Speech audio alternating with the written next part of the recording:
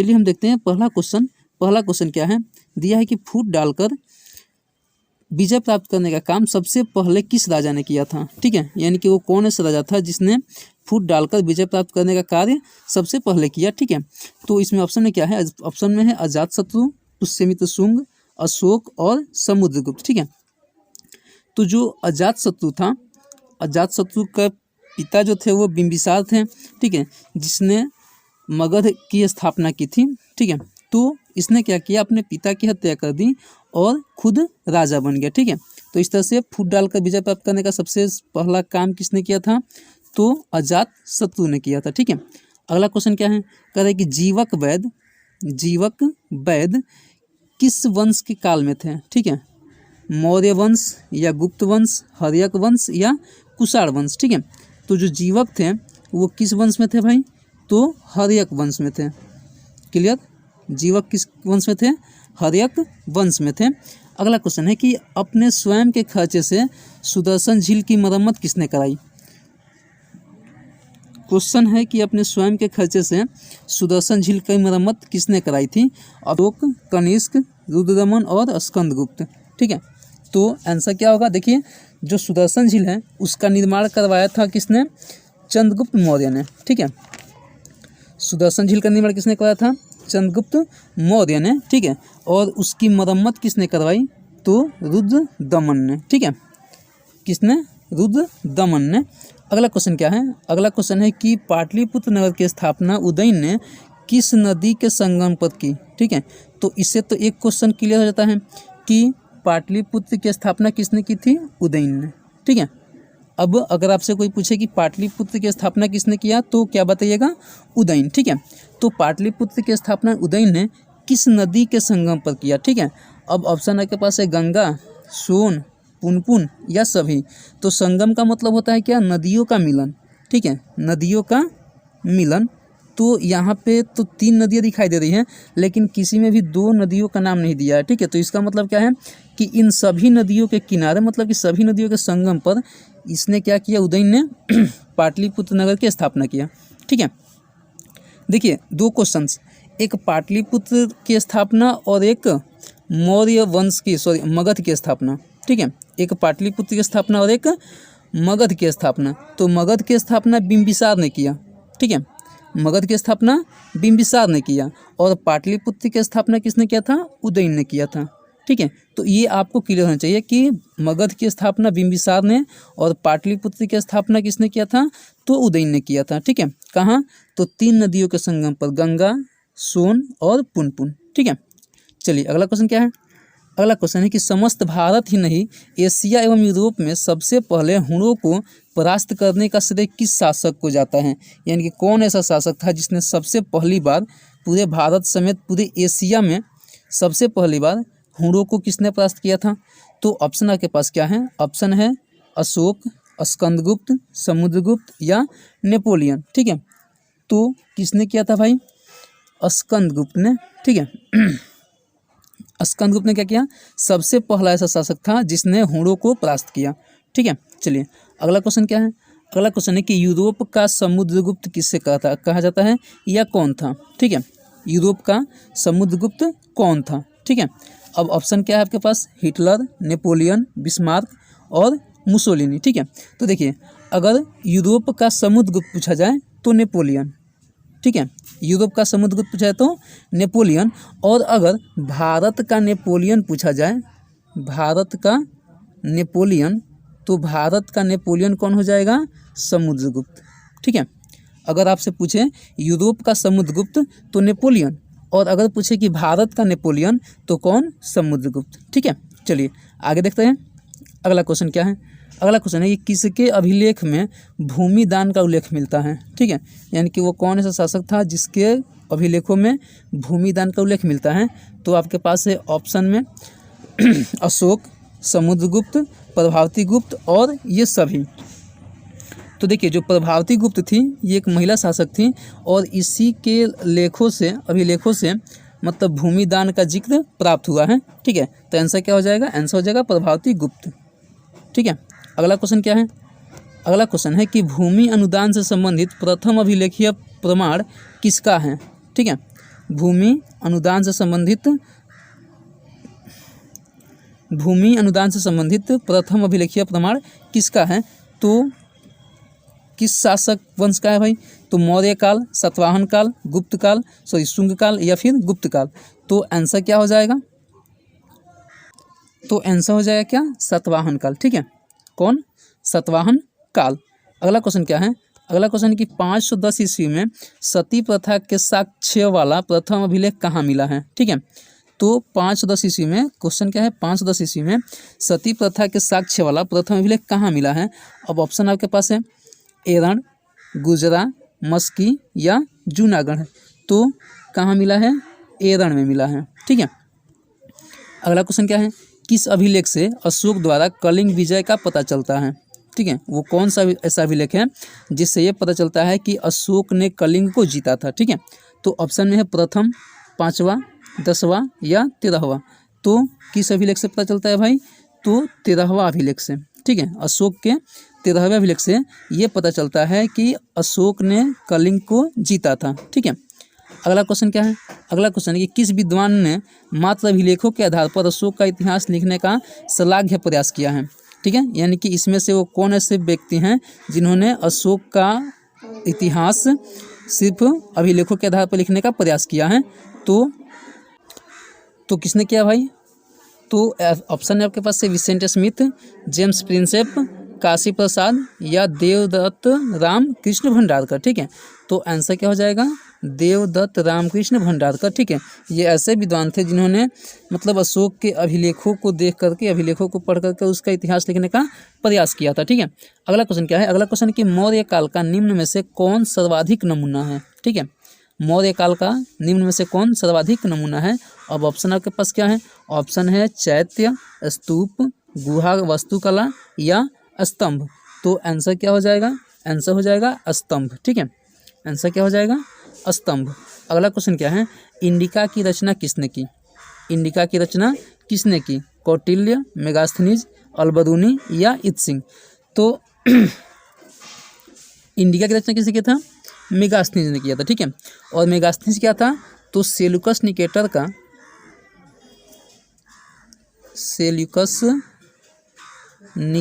का राजदूत था। क्लियर? सेल्यूकस निकेटर का राजदूत था जो कि यूनान का शासक था। क्लियर? कहाँ का शासक था? यूनान का। तो क्लियर है? सेल्यूकस निकेटर क्या था? तो यूनान का शासक था और उसका राजदूत कौन था? मेगास्थनीज, जो कि चंद्रगुप्त मौर्य के दरबार में ये आया था। ठीक है, कोई दिक्कत? चलिए आगे बढ़ते हैं। अगला क्वेश्चन क्या है? कह रहा है कि प्रयाग प्रशस्ति की रचना किसने किया था? ठीक है, प्रयाग प्रशस्ति की रचना किसने किया था? तो ऑप्शन आपके पास है कालिदास, बाणभट्ट, हरिसेन या फिर पतंजलि। ठीक है, तो आंसर क्या हो जाएगा? आंसर हो जाएगा हरिसेन। ठीक है, आंसर क्या होगा? प्रयाग प्रशस्ति की रचना किसने किया था? हरिसेन ने किया था। अगला क्वेश्चन है कि गुप्त काल में कौन चीनी यात्री भारत आया? ठीक है, गुप्त काल में कौन चीनी यात्री भारत आया था? ऑप्शन आपके पास है वैनसंग, फाहियान, इत्सिंग या फिर वांगवेत्स। ठीक है, तो आंसर क्या हो जाएगा? फाहियान। कौन? फाहियान। अगला क्वेश्चन है कि भारतीय इतिहास का कौन सा काल स्वर्ण काल के नाम से जाना जाता है? वो कौन ऐसा काल है जो स्वर्ण काल के नाम से जाना जाता है? तो ऑप्शन है मौर्य काल, गुप्त काल, मुगल काल या अंग्रेजी काल। तो आंसर क्या हो जाएगा? आंसर हो जाएगा गुप्त काल। ठीक है, भारत में गुप्त काल को स्वर्ण काल के नाम से जाना जाता है। अगला क्वेश्चन क्या है? अगला क्वेश्चन है कि अशोक किस वंश का शासक था? अशोक किस वंश का शासक था? तो अशोक ऑप्शन के पास है नंदवंश, मौर्य वंश, शैव या पाल वंश। ठीक है, तो अशोक किस वंश का शासक था भाई? तो अशोक जो था वो मौर्य वंश का शासक था, क्योंकि मौर्य वंश की स्थापना किसने किया था? चंद्रगुप्त मौर्य ने। और चंद्रगुप्त मौर्य का जो उत्तराधिकारी था वो बिंदुसार, और फिर उसका उत्तराधिकारी कौन हुआ? अशोक। ठीक है, तो आंसर क्या हो जाएगा? आंसर हो जाएगा मौर्य वंश। अगला क्वेश्चन क्या है? अगला क्वेश्चन है कि कौटिल्य की कृति क्या है, यानी कि कौटिल्य ने क्या लिखा है? अब ऑप्शन है मेघदूत, अर्थशास्त्र, मालविकाग्निमित्र या फिर ऋतु संहार। ठीक है, तो आंसर क्या हो जाएगा, आंसर हो जाएगा अर्थशास्त्र। देखिए इसका नाम भले ही अर्थशास्त्र है लेकिन ये राजनीति की पुस्तक है। नाम क्या है, अर्थशास्त्र, लेकिन पुस्तक किसकी है, राजनीति की। ठीक है, तो आंसर क्या हो जाएगा, अर्थशास्त्र। अगला क्वेश्चन है कि मेगास्थनीज भारत में किसके दरबार में आया। तो ही बताए थे मेगास्थनीज कहाँ का था, तो सेल्यूकस निकेटर का राजदूत था और किसके दरबार में भारत आया था, चंद्रगुप्त मौर्य के दरबार में। ठीक है, चंद्रगुप्त मौर्य ने मतलब सेल्यूकस निकेटर को युद्ध में हरा दिया। चंद्रगुप्त मौर्य क्या किया, सेल्यूकस निकेटर को युद्ध में हरा दिया और उसकी बेटी हेलेना से, ठीक है, उसकी बेटी हेलेना से विवाह किया। क्लियर है, किससे, उसकी बेटी हेलेना से चंद्रगुप्त मौर्य ने शादी किया। अगला क्वेश्चन क्या है, अगला क्वेश्चन कह रहा है कि समुद्रगुप्त की जानकारी होती है, मतलब समुद्रगुप्त की जानकारी किससे हमको मिलती है, मथुरा अभिलेख से या प्रयाग प्रशस्ति से या वंशखेड़ा से या ऐहोल अभिलेख से। ठीक है, तो किससे मिलती है भाई, तो प्रयाग प्रशस्ति से। ठीक है, समुद्रगुप्त जानकारी कहाँ मिलती है, प्रयाग प्रशस्ति अभिलेख से समुद्रगुप्त की जानकारी हमको प्राप्त होती है। अगला क्वेश्चन है कि पाटलिपुत्र की स्थापना किसने की। ठीक है, तो जो फर्स्ट क्वेश्चन था उसमें ही देखा गया था, मतलब एक क्वेश्चन था जिसमें देखा गया था कि पाटलिपुत्र की स्थापना किसने किया था। ठीक है, तो ऑप्शन क्या है, बिंबिसार, उदयन, अजातशत्रु या फिर चंद्रगुप्त मौर्य। तो आंसर क्या हो जाएगा, आंसर हो जाएगा उदयन। ठीक है, पाटलिपुत्र की स्थापना किसने किया था, उदयन ने। और कहाँ, तो 3 नदियों के संगम पर, सोन, पुनपुन और गंगा। ठीक है, अगला क्वेश्चन है कि नवरत्न किसके दरबार में रहते थे। नवरत्न किसके दरबार में रहते थे। ऑप्शन है अशोक, कनिष्क, समुद्रगुप्त या चंद्रगुप्त विक्रमादित्य। तो आंसर क्या हो जाएगा, किसके दरबार में रहते थे भाई नवरत्न, तो चंद्रगुप्त विक्रमादित्य के दरबार में। ठीक है, किसके दरबार में, चंद्रगुप्त विक्रमादित्य के दरबार में। चलिए अगला क्वेश्चन देखते हैं। अगला क्वेश्चन क्या है, दिया है कि अभिज्ञान शकुंतलम के लेखक कौन है। अभिज्ञान शकुंतलम के लेखक कौन है। ऑप्शन आपके पास है कालिदास, अश्वघोष, बाणभट्ट या कौटिल्य। तो अभिज्ञान शकुंतलम के लेखक कालिदास हैं। ठीक है, अभिज्ञान शकुंतलम के लेखक कौन है, कालिदास हैं। कौटिल्य क्या लिखे थे, अर्थशास्त्र लिखे थे, सबको पता है। कौटिल्य ने अर्थशास्त्र लिखा था जो कि राजनीति की एक पुस्तक थी। अगला क्वेश्चन है कि प्रयाग प्रशस्ति का संबंध किस गुप्त शासक से है। प्रयाग प्रशस्ति का संबंध किस गुप्त शासक से है, यानी कि गुप्त काल का वो कौन सा शासक था जिसका मतलब संबंध प्रयाग प्रशस्ति से है। तो आंसर क्या हो जाएगा, देखिए ऑप्शन क्या है, चंद्रगुप्त प्रथम, समुद्रगुप्त, स्कंदगुप्त या फिर चंद्रगुप्त विक्रमादित्य। तो प्रयाग प्रशस्ति का संबंध किससे है, समुद्रगुप्त से है। ठीक है, अगला क्वेश्चन क्या है, दिया है कि प्राचीन भारत में अभिलेख की शुरुआत किसने किया था। ठीक है, अभिलेख का शुरुआत किसने किया था, चंद्रगुप्त मौर्य या अशोक या चंद्रगुप्त या समुद्रगुप्त। तो देखिए कभी आपने मौर्य का अभिलेख नहीं सुना होगा, तो आंसर क्या हो जाएगा, अशोक ने। ठीक है, अगला क्वेश्चन क्या है, अगला क्वेश्चन है कि किस शासक को प्रियदर्शी कहा गया है। ठीक है, वो कौन है शासक है जिसको हम प्रियदर्शी कहते थे। तो ऑप्शन क्या है, अशोक, समुद्रगुप्त, चंद्रगुप्त या बिंदुसार। तो जो अशोक था, अशोक को हमने प्रियदर्शी कहा। ठीक है, अगला क्वेश्चन क्या है, अगला क्वेश्चन है कि मौर्य काल के टकसाल यानी टकसाल का प्रधान कौन था। मौर्य काल में जो टकसाल होता था उसके प्रधान कौन था। ठीक है, तो ऑप्शन क्या है, ऑप्शन आपके पास है कोषाध्यक्ष या मुद्राध्यक्ष या पन्याध्यक्ष या लक्षणाध्यक्ष। ठीक है, तो जो टकसाल होता था, टकसाल के जो प्रधान होते थे उसको हम लक्षणाध्यक्ष बोलते थे। क्लियर, क्या, लक्षणाध्यक्ष।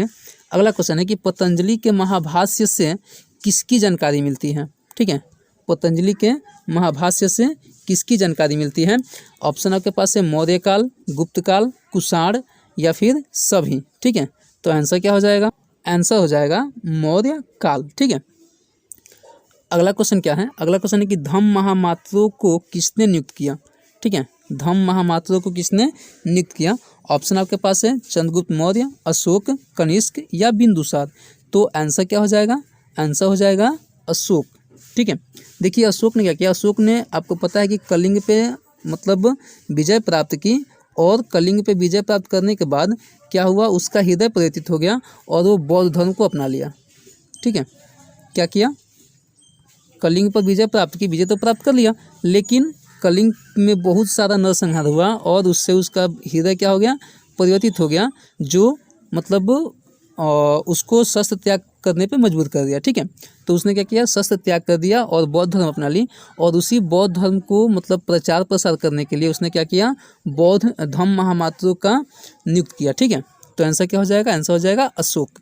अगला क्वेश्चन क्या है, अर्थशास्त्र एवं इंडिका से किस राजवंश के बारे में जानकारी मिलती है। ठीक है, अर्थशास्त्र एवं इंडिका से किस राजवंश के बारे में जानकारी प्राप्त होती है। तो देखिए अर्थशास्त्र किसने लिखा था, अर्थशास्त्र के लेखक थे कौटिल्य। ठीक है, जो कि चंद्रगुप्त मौर्य के प्रधानमंत्री थे। ठीक है, और इंडिका की रचना किसने किया था, तो इंडिका की रचना मेगास्थनीज ने किया था।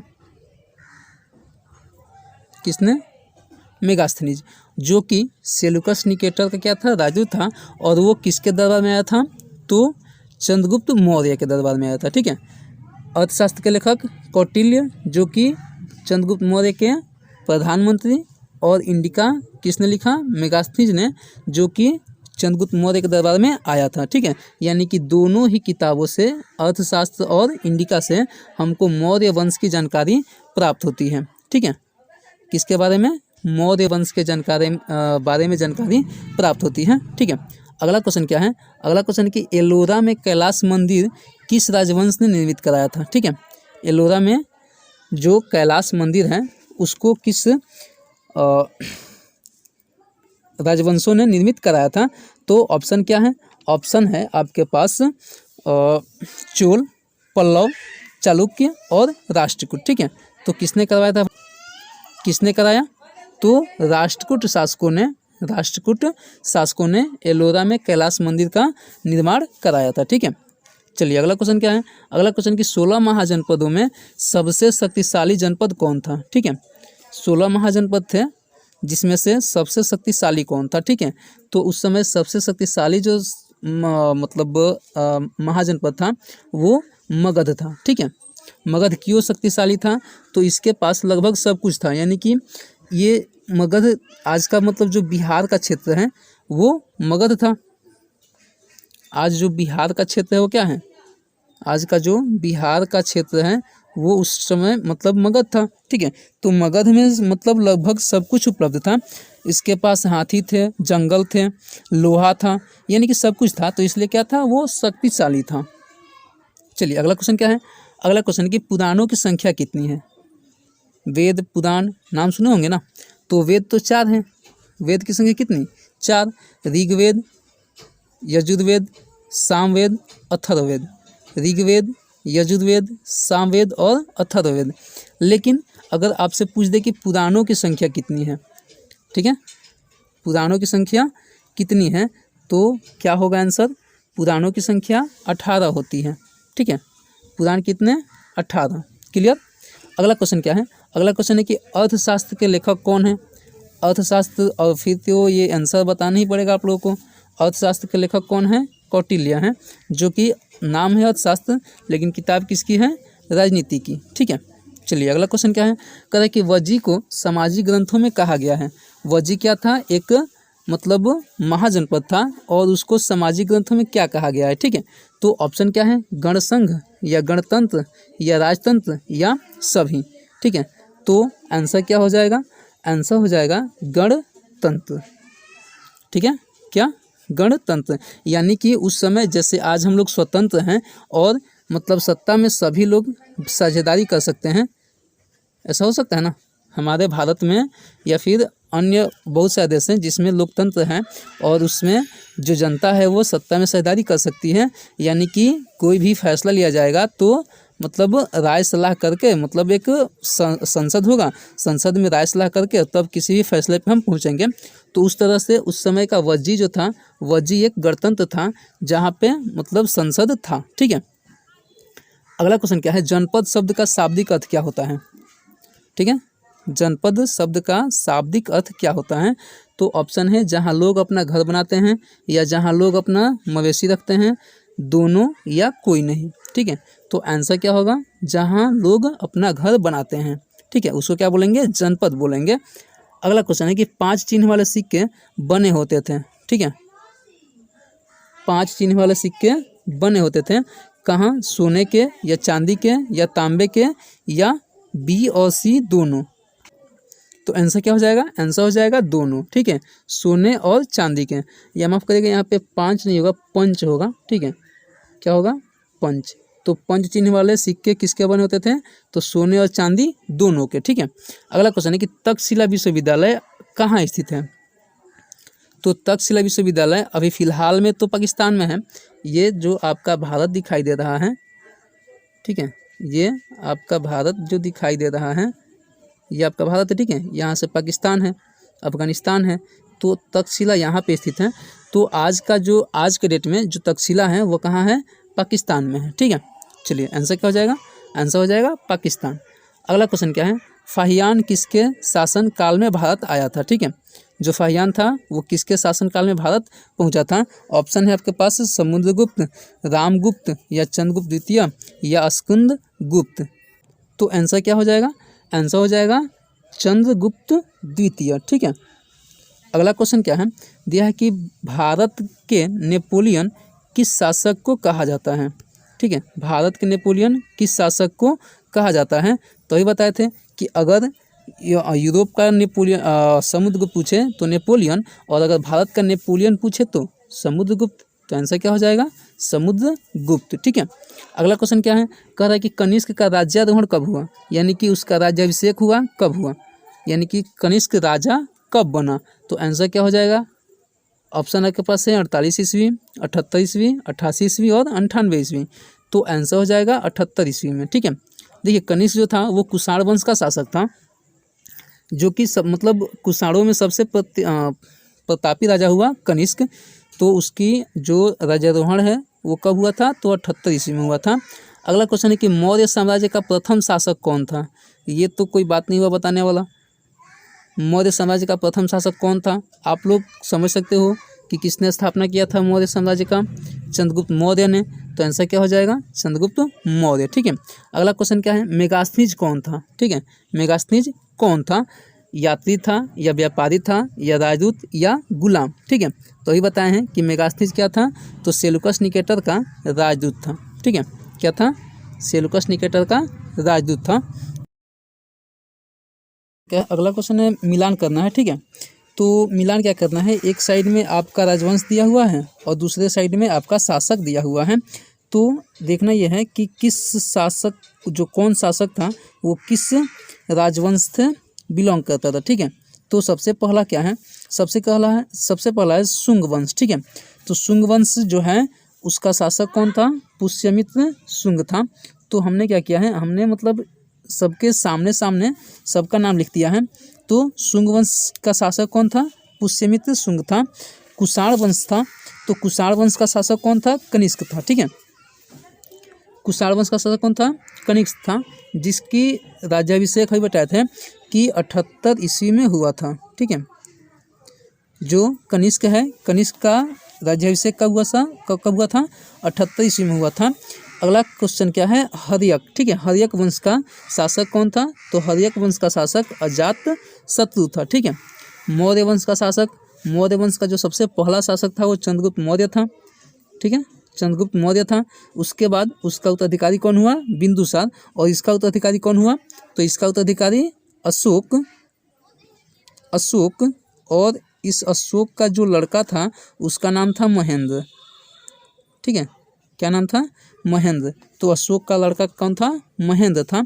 अगला क्वेश्चन क्या है, शिशुनाग वंश का जो शासक था वो उसका नाम भी शिशुनाग ही था। अगला क्वेश्चन क्या है, नंद वंश। तो नंद वंश का जो शासक था वो महापद्म नंद था। ठीक है, कौन था, नंद वंश का शासक महापद्म नंद था। और नंद वंश का सबसे अंतिम शासक घनानंद था। ठीक है, घनानंद था, जिसको हराकर जो चंद्रगुप्त